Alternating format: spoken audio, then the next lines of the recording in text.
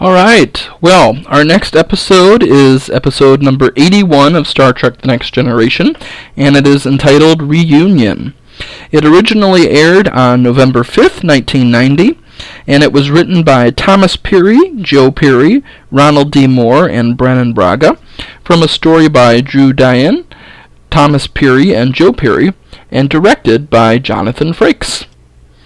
And here the episode begins with the Enterprise investigating radiation anomalies, and a Klingon battlecruiser decloaks nearby. It carries Kimpek, who is the head of the Klingon High Council, and Federation Ambassador Kalar. Now, when Kalar beams aboard, she brings a surprise for Worf, his son, Alexander, who is the product of their bonding during the second season episode, The Emissary. Now, Kimpek is dying, and he is poisoned by an unknown hand, and he wants Picard to discover who is the culprit and who is killing him. Now, two Klingons, Duras and Gowron, who are vying for the leadership position, are the two candidates for the possible poisoning of Kimpek. Now, according to tradition, a mediator will guide these challengers in a fight to the death, and the winner will assume the leadership of the High Council. Kimpek chooses Picard to mediate the battle, and he wants to give Picard as much time as possible to discover who has poisoned him. Now, Kimpek insists that that man must not be allowed to lead the Klingon Empire. Gowron and Duras arrive a short time later, and Picard, assisted by Kalar, begins the process of mediation. Meanwhile, Worf and Kalar discuss their son, and Kalar is ready to take an oath of marriage, but Worf refuses because of his discommendation from the episode Sins of the Father from Season 3. Now, since Worf will not tell her the reason he chose discommendation, Kalar starts her own investigation, and by reviewing the ship's logs and information from the Imperial Klingon information net, she determines that Duras's father is guilty and not Worf's. When Kalar confronts Duras with the truth, he kills her. Enraged at Kalar's death, Worf then claims the right of vengeance and boards Duras's ship and kills him. Believing that Alexander needs the warmth of a family, Worf decides to send his son to live with his human parents, and that is the end of the episode. Now, this episode is quite a big one, and an important one for the whole series, really. And you really see yet another layer being added to Worf's character through this particular one. And where to start with this? Let's start with the director, Jonathan Frakes. He really got a lot of great episodes, and he acknowledged that around this time. He says that Rick's been throwing me nice episodes.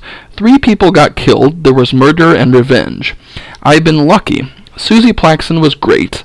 A lot of people are sorry she's dead.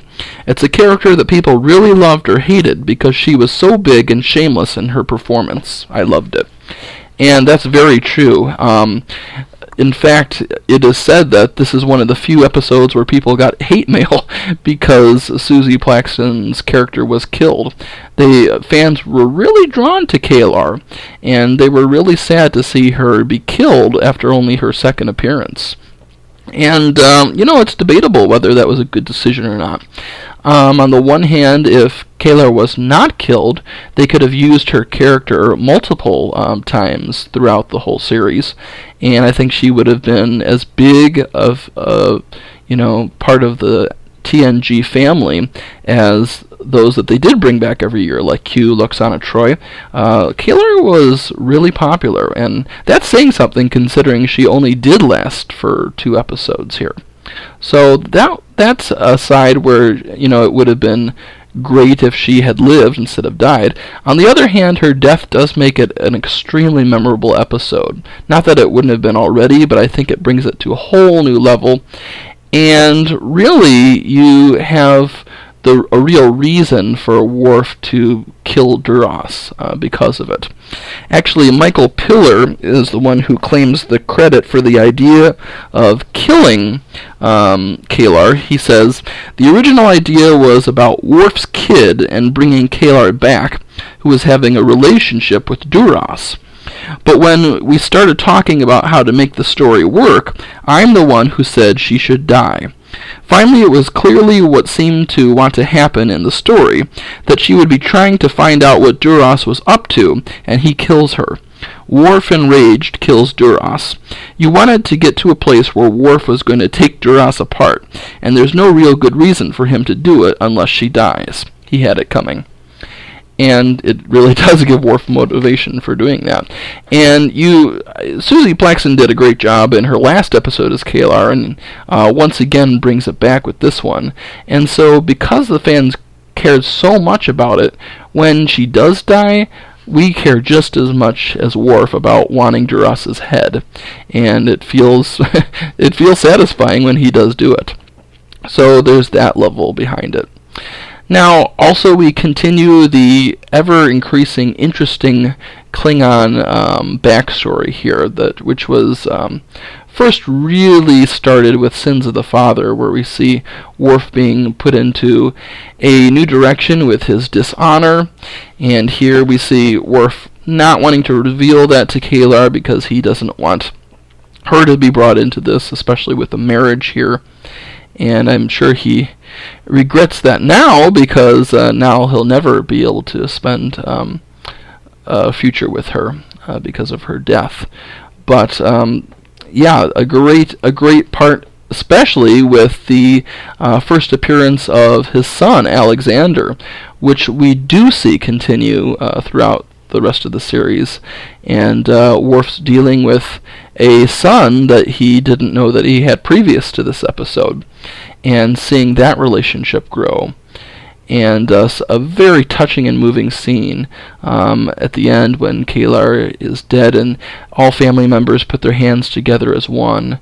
And it's the one and only time that you'll see that. And from here on out, it is Worf's responsibility to look after Alexander, which he at first decides not to take on, and he gives them to his adopted parents, the Rozhenkos.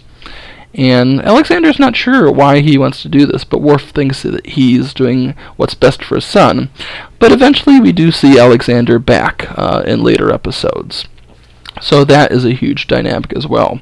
We see Picard continuing to have involvement with Klingons, as he did with Sins of the Father. Now he's helping Kimpek with figuring out who killed him, and also this important role of figuring out who's going to succeed Kimpek to lead the Klingon High Council. And that is huge, because an outsider carrying that out is something unheard of in Klingon tradition. And you see Picard really stepping up to that role, even though he is reluctant to do so at Kimpek's initial request. So all these important things come to my mind with us all around. I really felt like this was dramatically done well. It's a well-written episode. Great actresses with Susie Plaxton. Great job by the other supporting characters, including Charles Cooper with Kimpek, Patrick Messid as Duras, Robert O'Reilly we see for the first time as Gowron. He's going to be an important character in the rest of the Next Generation, and also in Star Trek Deep Space Nine. And in this episode, Jon Stewart plays Alexander, but he's later replaced by another actor who I'll mention in future episodes, because they needed somebody who was a little bit older to deliver the lines that Alexander's character needed in future episodes. But here he does fine with what is needed for this particular one. So, hope you guys really enjoyed this episode. I think it's a great one of the top episodes here. And comment below if you have any thoughts or something that I did not mention with this review. I'd be glad to hear about that too. Thanks guys, and I'll talk to you later.